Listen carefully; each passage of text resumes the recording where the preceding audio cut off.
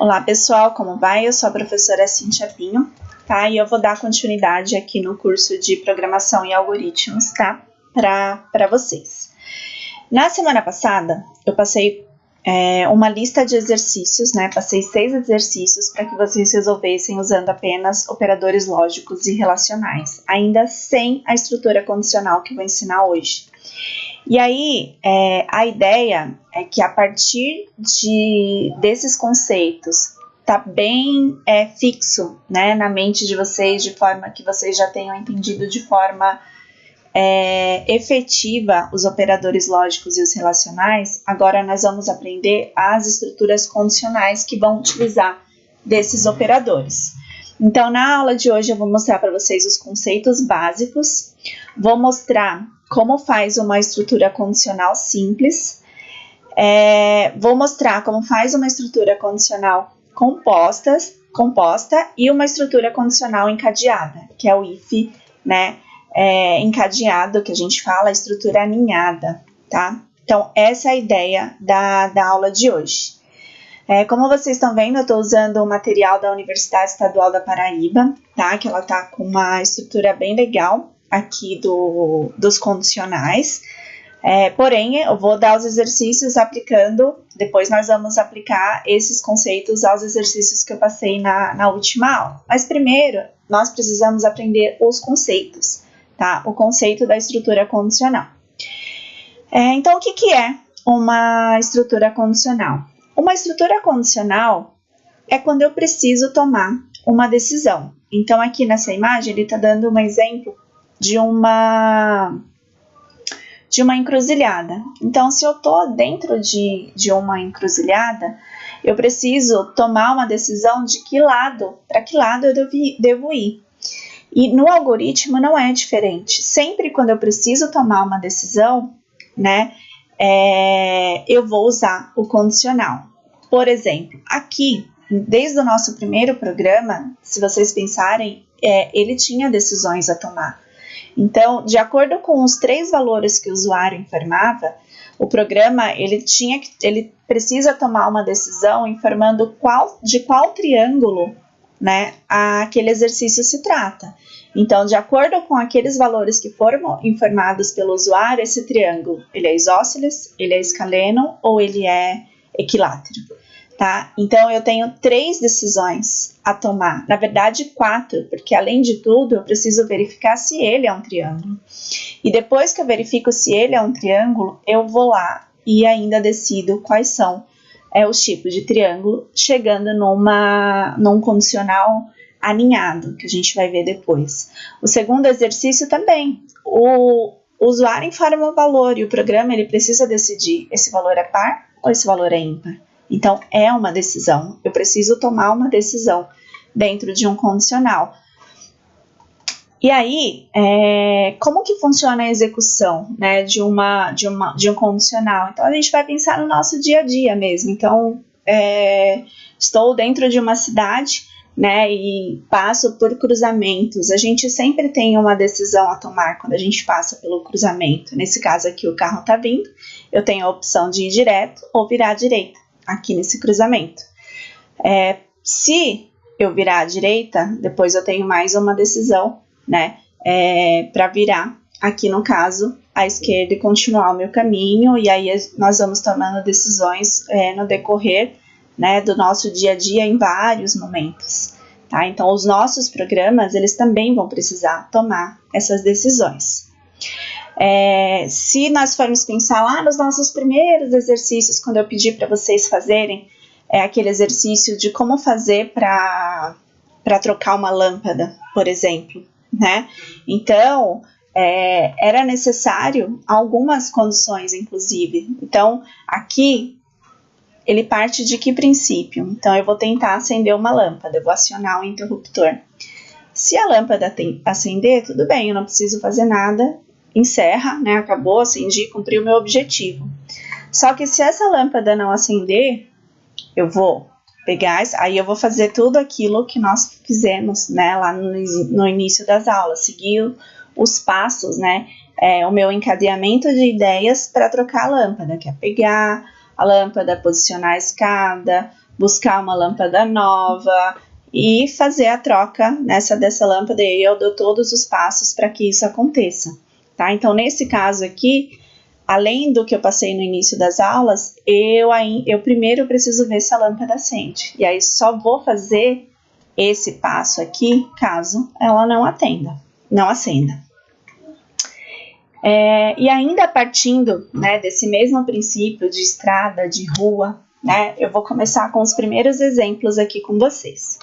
Então, vamos supor, né, que eu estou dirigindo e eu passo por uma blitz, né? Então, nesse ponto aqui tem um posto policial, e aí dentro desse posto policial, ele verifica, né, ele vai verificar, ele olha aqui a carinha de quem está dirigindo e imagina, por enquanto, se essa pessoa é maior ou menor de 18 anos.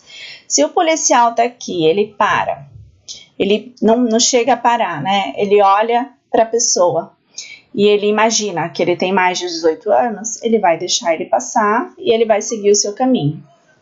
Se não, ele não vai deixar ele passar, porém ele ainda não falou o que ele tem que fazer.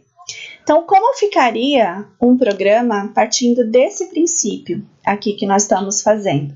Então, eu tentei desenhar aqui, mas desenhar não, né? Eu tentei programar mais ou menos como ficaria. Então, eu tenho aqui um programa, certo? Eu vou iniciar o programa, vou solicitar. Então, eu criei aqui somente uma variável idade, certo? Eu iniciei o meu programa, coloquei uma mensagem aqui de começo, depois solicitei a idade do usuário e aqui eu fiz a minha condição. Então, vou falar um pouquinho aqui da sintaxe, né, do condicional no Visual G. Então, a gente vai usar a função se. Se, aí aqui eu tenho a minha condição, né, vou separar ela aqui entre parênteses para ficar mais organizada.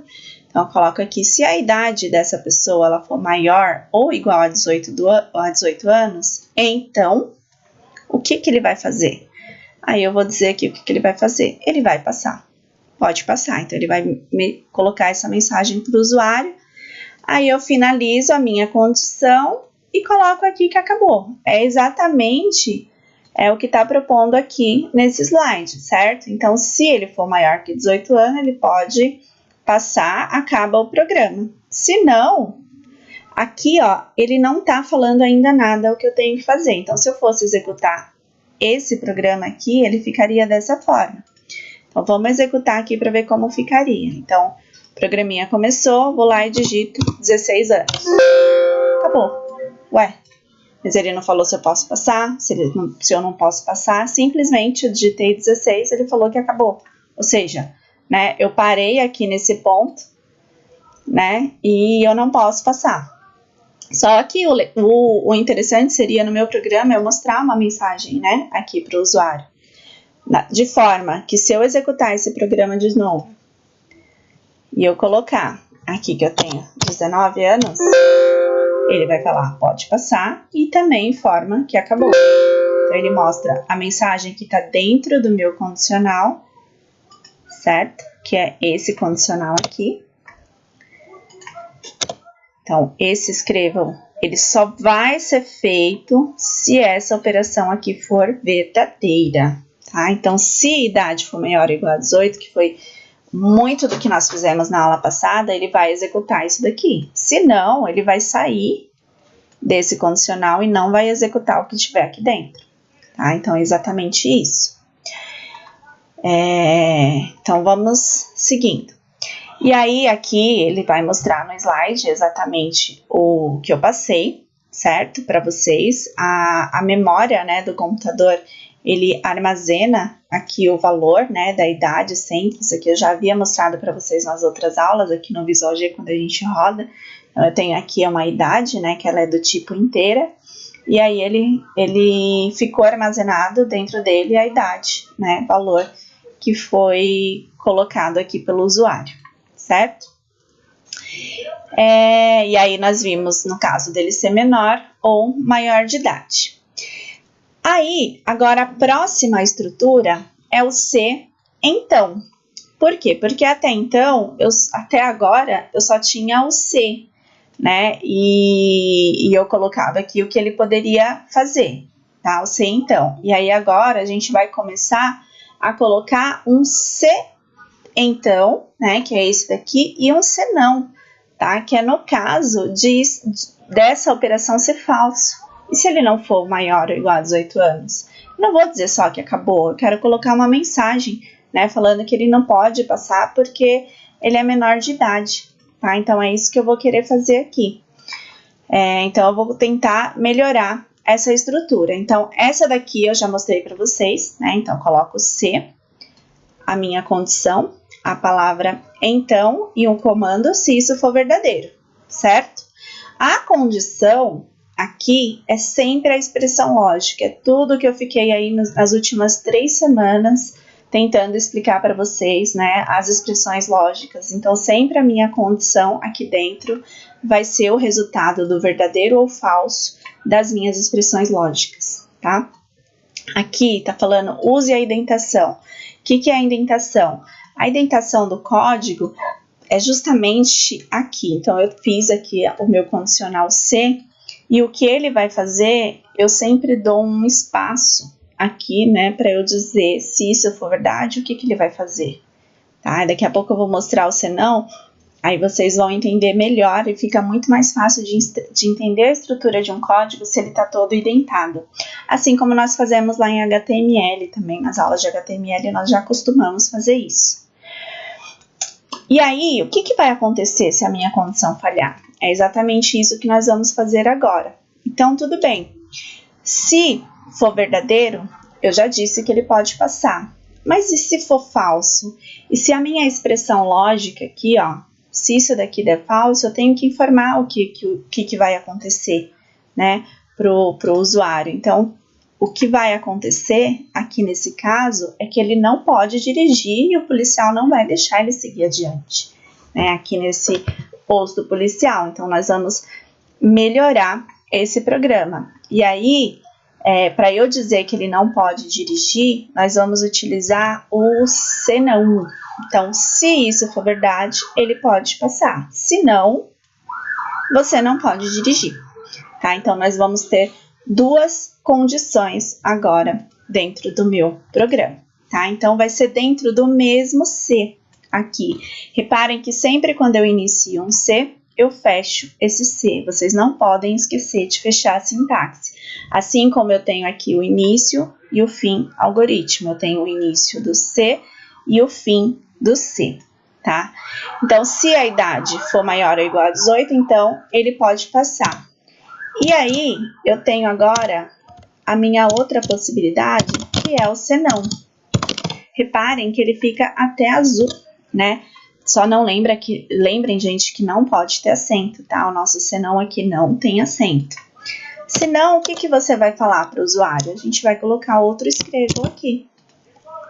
Tá? Então, vou colocar aqui, ó. Você é menor de idade.